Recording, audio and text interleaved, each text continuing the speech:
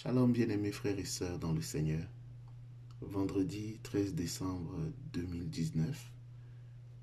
Évangile selon saint Matthieu, chapitre 11, versets 16 à 18.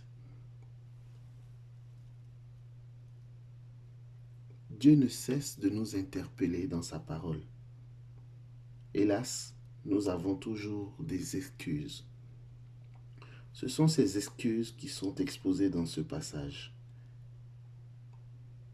Luc au chapitre 14, versets 25 à 33, relate lui aussi quelques-unes des excuses que nous pouvons prononcer pour dire non à Jésus. Toi et moi, nous avons aussi nos excuses. Les enfants, symboles de la pureté, montrent que les desseins de Dieu à notre égard sont purs. Qu'ils jouent de la flûte, nous ne dansons pas. Qu'ils entonnent un chant funèbre, nous ne nous frappons pas la poitrine.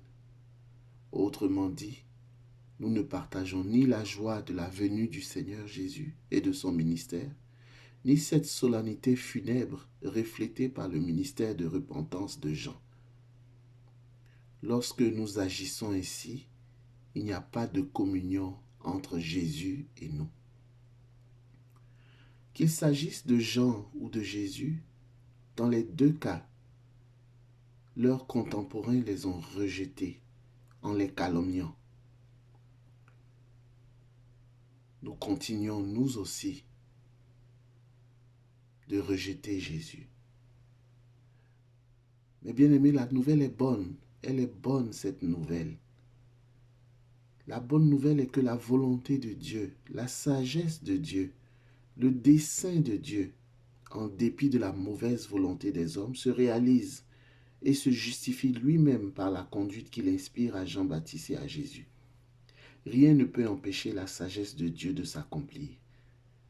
Les gens de son époque l'ont emprisonné, enchaîné comme un malfaiteur. Mais la parole de Dieu n'a pas été enchaînée, nous dit Paul en 2 Timothée 2,9.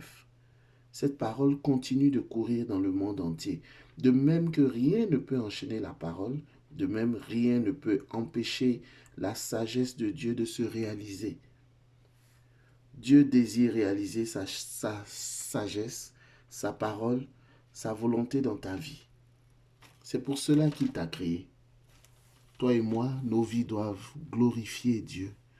Nos vies doivent devenir des témoignages de l'amour et de la sagesse de Dieu.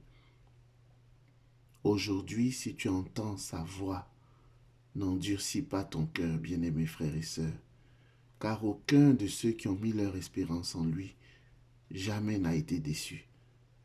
Prends la décision de suivre Jésus et ta vie deviendra une manifestation des œuvres de la sagesse.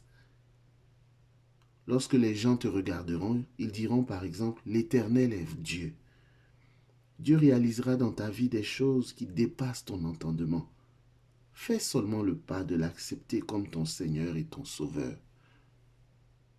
Dis-lui avec moi, Seigneur Jésus, je viens à toi tel que je suis. Purifie-moi de mes fautes et renouvelle en moi un esprit bien disposé à te dire oui chaque jour et à te suivre. Viens, Seigneur, réaliser en moi ta sagesse, tes desseins, et qu'il me soit fait selon ta souveraine et sainte volonté. Amen. Que la paix du Seigneur soit avec vous.